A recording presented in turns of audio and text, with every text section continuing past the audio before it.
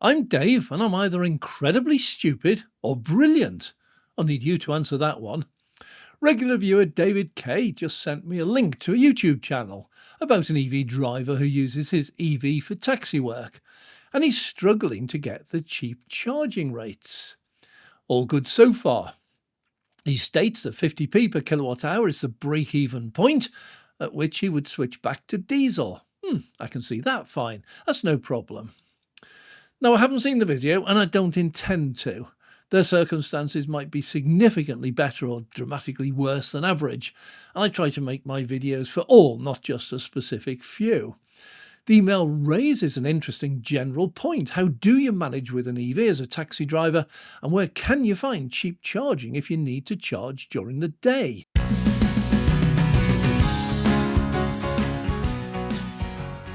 I'm Dave, this is Dave Takes It On. Well, first, before even looking, I just apply a bit of common sense. In my mind, I imagine a taxi driver who works, say, a 10-hour shift. He's fully occupied during the whole day and who barely has time to stop between passengers, so is constantly driving for the whole 10 hours. Now imagine an average speed of 40 mile an hour. Yes, on a motorway it would be more, but around town it'd be a lot less. Well, here I referred to the BBC, who stated 30 miles an hour is about an average, but I've upped that to 40 mile an hour to be on the silly side. Now, I think people can see why I don't base any videos on one specific person or set of circumstances. We see this now gives me a theoretical distance covered of 400 miles on a single shift. Well, I'm not a taxi driver myself, so to build a picture of an average taxi driver or private hire vehicle driver or rideshare driver, I turn to their respective websites: Uber, Lyft, London Taxi Co, and a multitude of other sites, including a very comprehensive report from our UK government giving me my initial data. And further research reveals a further fantastic study and report from the Energy Savings Trust, a government body, and that report covers East Sussex taxi and private hire survey that was completed very comprehensively back in October 2023. That's a year ago. Well, a link to these is included in the description down below. Well worth reading for yourself. Okay, so what are my findings? Well, let's have a look at reality. You see, all sources seem to indicate that the average taxi driver, private hire driver, and rideshare driver covers between 100 and 200 miles per day, and a total of between 33 and 41,000 miles per year. Now, once again, some drivers will cover more, but over 90% of drivers cover distances within this range. So looking back at the 400 miles, it's actually an impossible figure. You see, no stops at all in 10 hours, no refueling, no coffee or lunch breaks, no waiting for the next passenger, and a constant 40 mile an hour. It's simply not realistic, but 200 miles a day makes much more sense. A driver will need a break. They'll also need to wait for the next ride. We all see the queues of taxis waiting when a train is due, and they will have to stop to help unload luggage and a variety of other reasons. So the figure of 200 miles a day seems far more realistic. And that is where I have my first problem with this video that makes me think that I think differently to others. You see, 200 miles is well within the range of an awful lot of EVs that are already out there if you start your day every day with a full battery. Yeah, I know there'll be some people who don't have an EV that does 200 miles, but pardon me for pointing out the obvious. If you're going to make your living as a taxi driver, private hire driver, or rideshare driver, surely you should try to start with the optimum car and not use maybe something like your existing three-door Corsa just because you happen to already have it handy. Now, this particular YouTube channel states that they drive an Ioniq 5 and they do charge at home, but does more miles than the home charger can provide. Now, I'm assuming here they're not a total numpty and they have switched to an off-peak EV tariff where the average cost of charging at home is 7 pence per kilowatt hour. I can accept this. On evdatabase.org, that's a site that I use regularly, they quote a real-world range of city driving in the winter for a standard range Ioniq 5 as 180 miles, and a worst overall range out on the motorway hammering down there is 130 miles. So first thought is that's not the best choice standard range to begin your career. So if I had a choice, I'd look at the long range. Well, the Ioniq 5 long range gives 230 mile average, meaning a full shift on a single charge nearly every single day. So in other words, either EV on an average day could work a full shift on a single charge, but on some days, particularly on the standard range, they might need a top-up out on the road. You all with me so far? Well, that's good because it now seems to get rather weird. This driver states that he relies on Ionity and Tesla chargers for the top-ups, and it is this that is threatening his business. You see, Ionity with membership costs about 43 pence per kilowatt hour, and Tesla without membership could cost between 40 and 50 pence a kilowatt hour, particularly at peak times. Oh, talking of numpties, only they would charge their car at peak times when it is at the dearest.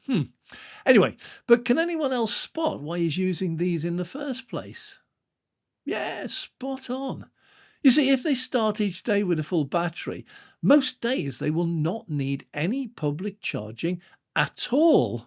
And on those days that they do, how much are they then putting in? You see, if they have 7p per kilowatt hour waiting for them when they get home at the end of their shift, you'd have to be a total numpty to put in even 1 kilowatt hour more at a public charger than absolutely essential just to get you home.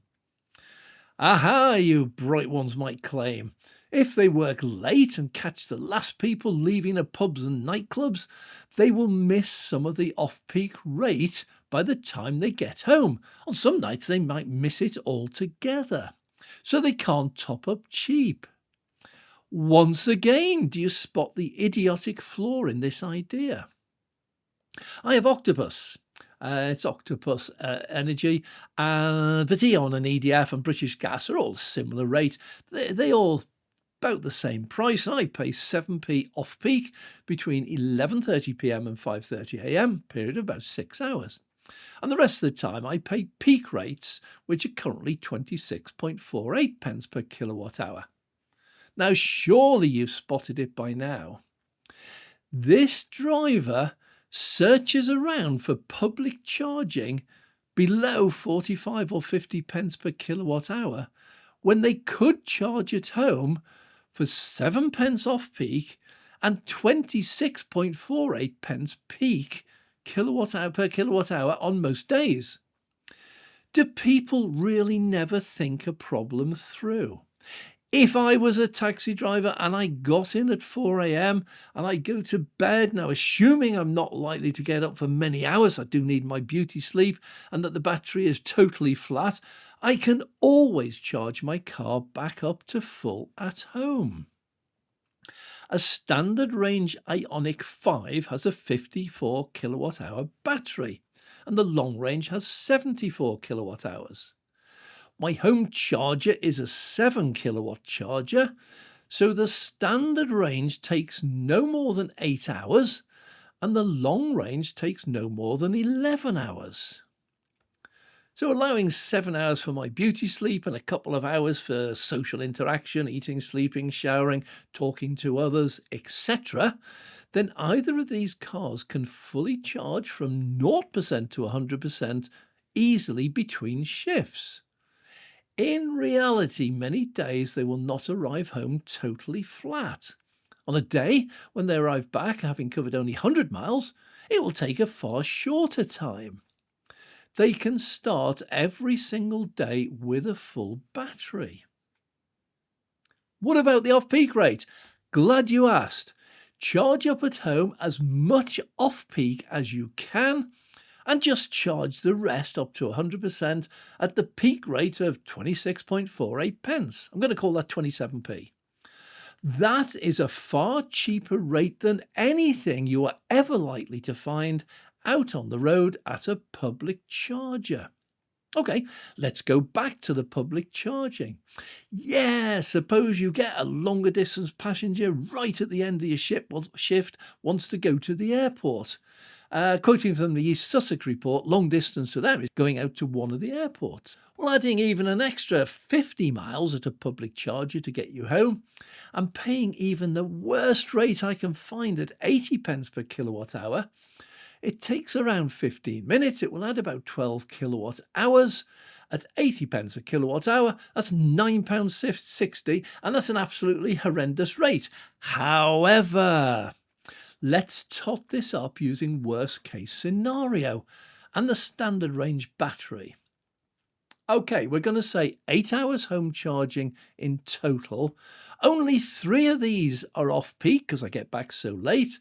And then 5 hours of it will be at peak rate of 27p. And 1/4 of an hour at a massive 80 pence per kilowatt hour at a public charger. The daily total would be 3 hours off peak at 7 kilowatts. That gives 21 kilowatt hours at 7p. That's £1.47.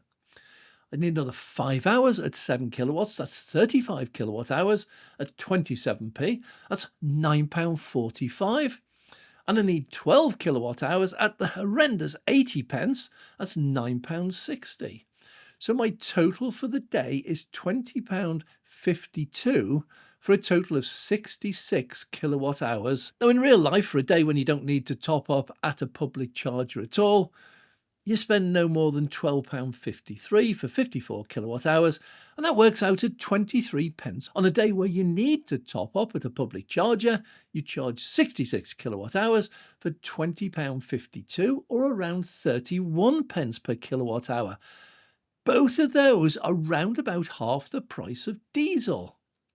Now, on the long-range Ioniq 5, that works out 74 kilowatt hours home charging for a total of 22 pence per kilowatt hour, and adding in a public top-up, that's 35 pence a kilowatt hour, miles below the 50 pence that starts to worry this particular YouTube channel. Now, please, somebody explain where I've got wrong. If I was a taxi driver, I'm not, but if I was a taxi driver with either a standard range or long range Ioniq 5, I would be paying no more ever than 35 pence a kilowatt hour. And if I was anywhere near home for around about lunchtime, I'd nip home for my lunch. I know lunchtime can be busy, so lunch for me might be 3 p.m, so I can take in the lunchtime rush.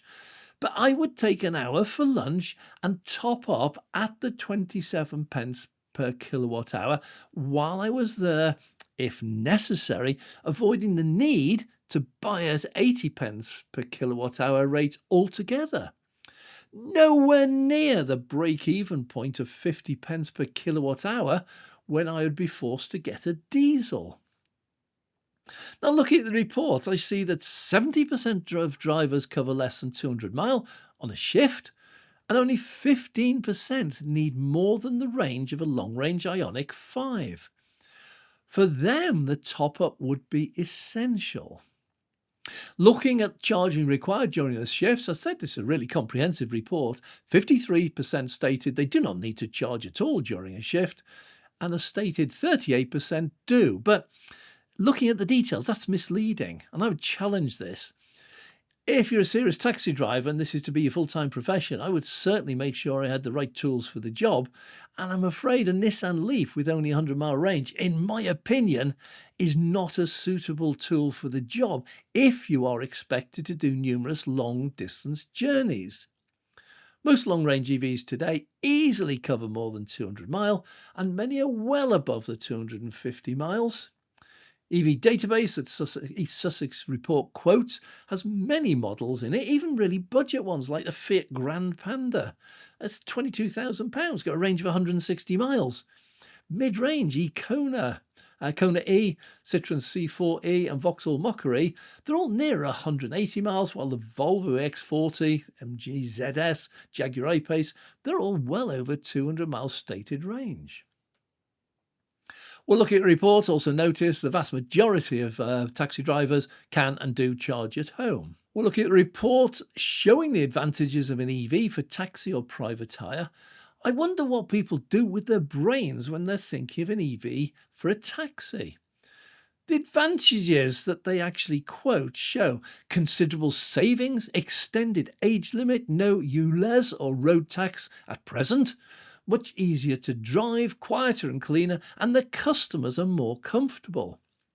On the against side of the argument, they quote charge points not working, always occupied and slow to charge. Well, I wouldn't use any at all. Downtime at charging stations, I wouldn't use any at all. Issues with hybrids or plug-in hybrids, I wouldn't even consider using one of those at all. So no negatives for me. So once again, is it just me? Half the price of diesel and a long list of advantages. Possibly the main one being the quoted extended age limit offered by Lewes District Council, meaning that an ICE taxi is likely to fall apart and be banned from use as a taxi long before your EV. Well, I hope you have enjoyed this video. If you're a taxi driver, public hire vehicle driver or rideshare driver, I'd love to find out where I've gone so horribly wrong. It cannot be that simple. Charging your EV is an integral part of your business, so should be treated as such. It's not just a quick pull-in to the nearest available public charger, whatever the price for an hour of charging, losing fares in the meantime and moaning about the price. This is a business, for goodness sake. Welcome your comments down below, please. I'm Dave.